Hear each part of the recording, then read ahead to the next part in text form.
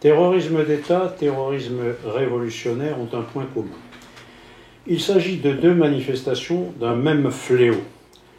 Il repose sur l'intimidation des populations. Il faut faire peur pour contraindre les peuples à accepter ce qu'ils rejettent. Pendant la guerre d'Algérie, Camus s'est toujours refusé à soutenir le FLN parce que précisément il considérait que cette organisation agissait de cette façon. Et il s'est donc toujours refusé à la soutenir. En effet, l'attitude de Camus était rigoureusement conforme aux principes qui l'avaient conduit à rejeter, par exemple, le totalitarisme soviétique.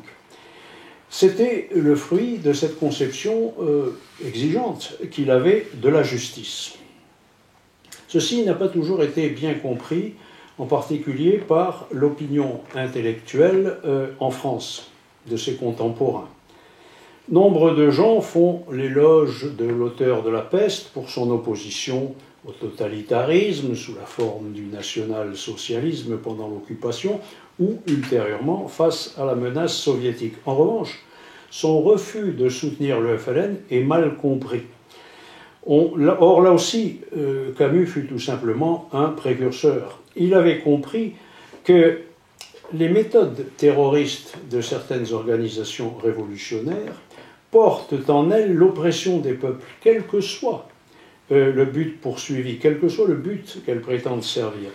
Dans les deux cas, la position du prix Nobel découlait très logiquement de son analyse historique et philosophique de la violence.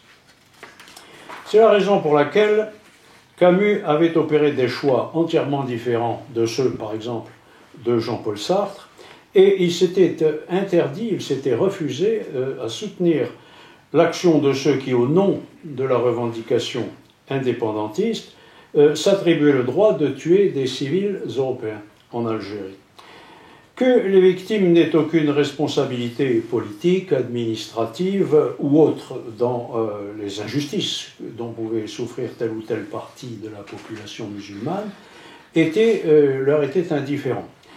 L'essentiel était le but poursuivi et lequel, croyait-on, était en quelque sorte anoblissait en quelque sorte les moyens douteux que l'on utilisait pour le faire triompher.